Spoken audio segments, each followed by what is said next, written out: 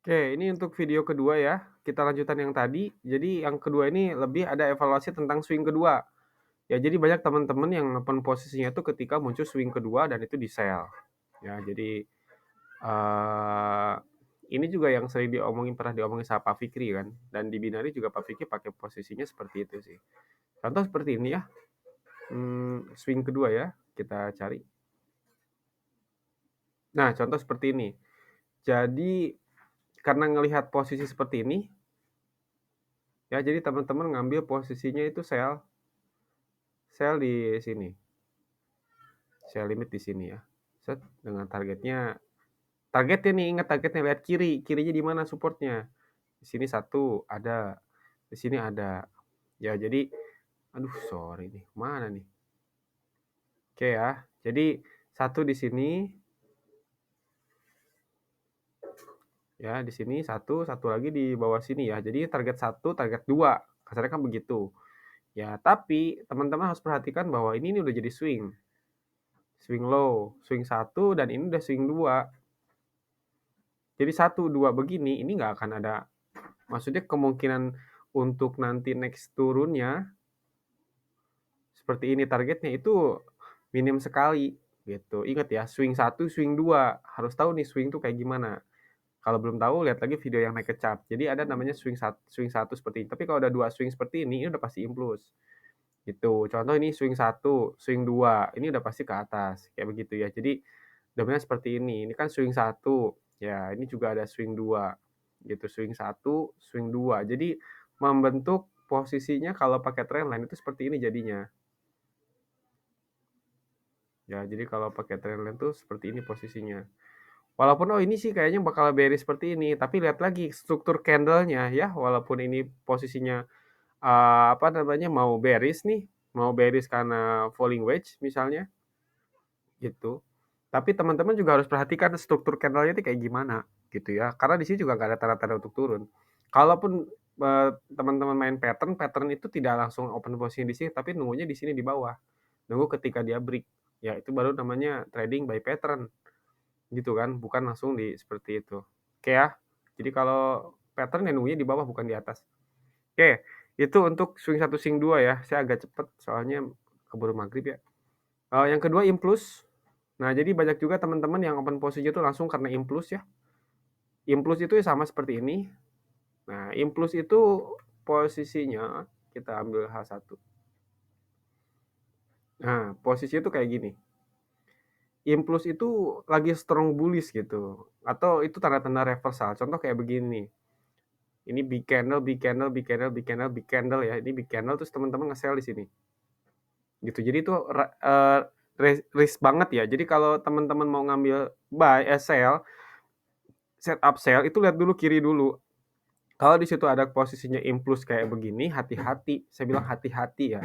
Tapi tidak menutup kemungkinan teman-teman mau ngambil posisi juga boleh, nggak apa-apa. Tapi hati-hati gitu. Kalau ada posisinya impuls ya, impuls. Impuls tuh kayak begini nih, plus kayak begitu ya. Itu agak hati-hati. Ya, jadi walaupun misalnya ini hitungannya dengan apa namanya? Nanti kan kita mulai pakai Fibo kan. Misalnya pakai Fibo di sini, harusnya Pak di sini memang turun. Ya koreksi kan kalau kita ngambil tipis-tipis dapat, tapi kalau untuk kita nyari tren yang kuat besar itu belum tentu juga karena ini posisinya impuls. Ya, paham ya? Gitu. Impuls itu jadi impulsif ya. Kuat itu naiknya itu beneran kuat. Kuatnya itu lihat dari big candle-nya.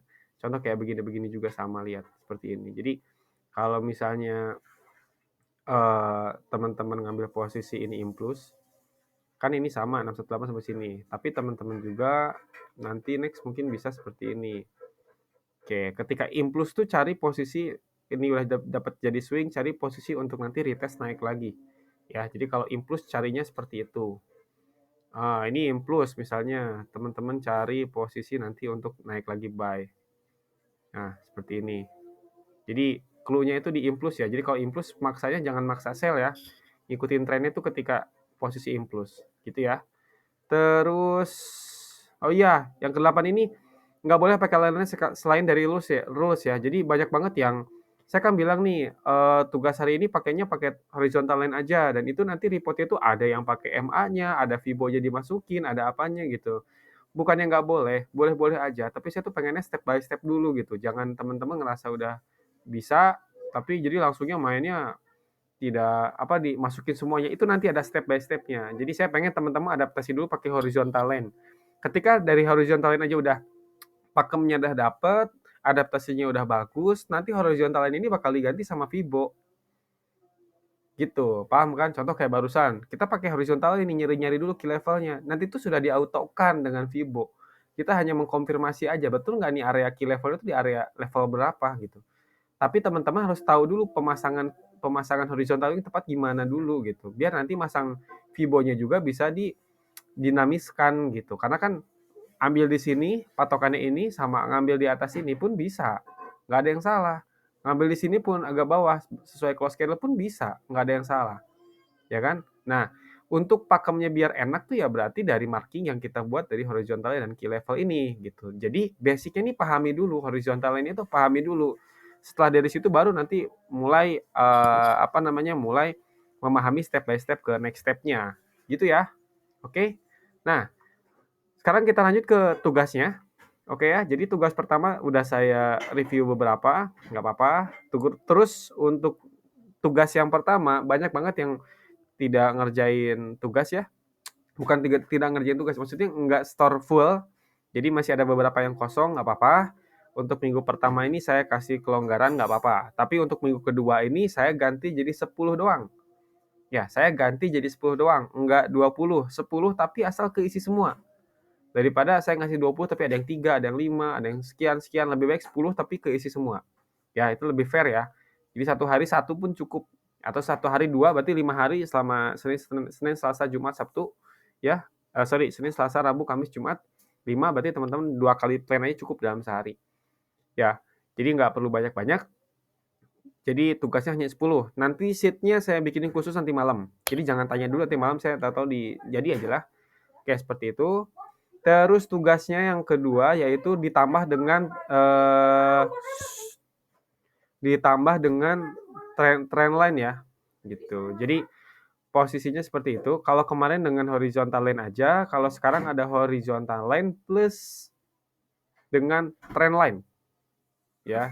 Nah, tugasnya adalah clue-nya adalah mencari titik spot entry.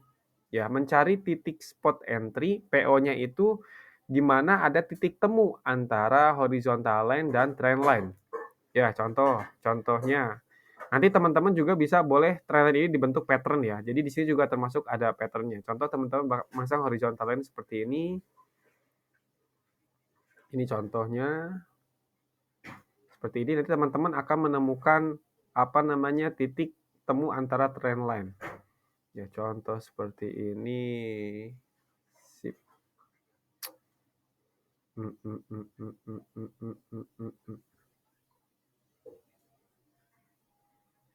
Ya.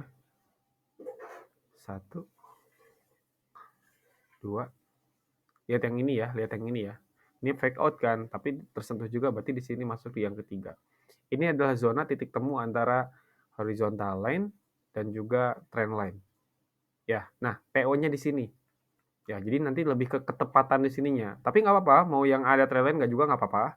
Tapi kalau misalnya ada yang seperti ini, itu saya kasih nilai plus ya. Jadi ada posisi di mana teman-teman mengkonfirmasi satu titik spot dengan 2 konfirmasi. Bukan mengkonfirmasi, tapi dari satu spot itu teman-teman bikin PO dari 2 konfirmasi yang ada di situ. Oke ya, jadi tidak hanya dengan bantuan horizontal line doang. Contoh juga misalnya seperti ini. Contoh nih, ini. Ya, area di sini ya. Kita lihat sebelah kanannya ada nggak? Oh, nggak ada. Bukan. Berarti kita posisi seperti ini.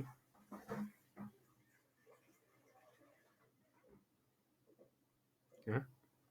1, 2. Ya, di sini ada 3. Sini ada 4. Nah, 4. Di sini ada 5. Nah, ini tepat sama horizontal line dari sebelah kiri kan. Contoh seperti itu. Ini saya nilai dari ketepatan ini juga sama areanya. Seperti itu ya. Jadi ada plus trend line-nya ditambahinnya, juga trend line ini bisa juga sebagai pattern. Jadi teman-teman bisa bikin pattern juga dari trendline ini. Ya, jadi mau pasang PO juga boleh. Pasang PO berdasarkan pattern juga boleh, nggak apa-apa. Plus misalnya horizontal line.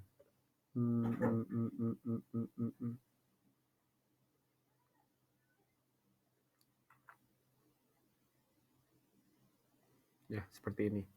Misalnya seperti ini, posisi misalnya breakout.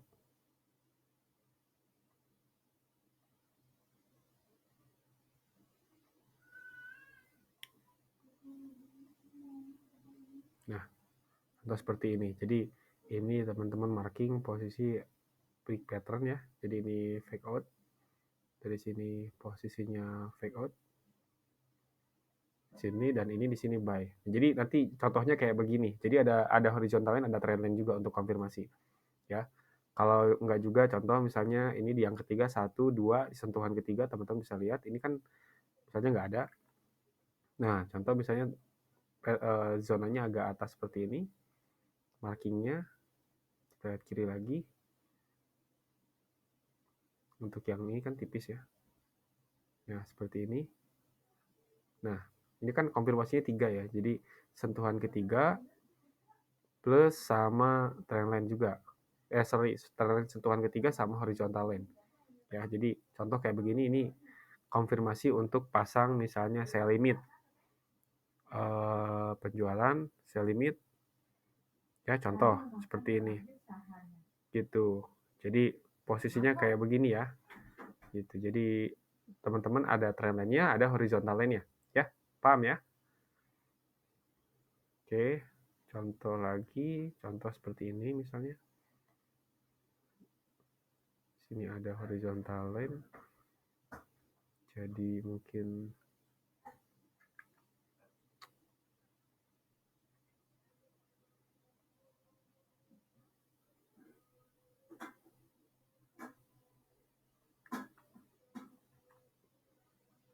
ya, jadi ada teman-teman kalau udah mulai memahami trendline, teman-teman harusnya udah mulai memahami pattern.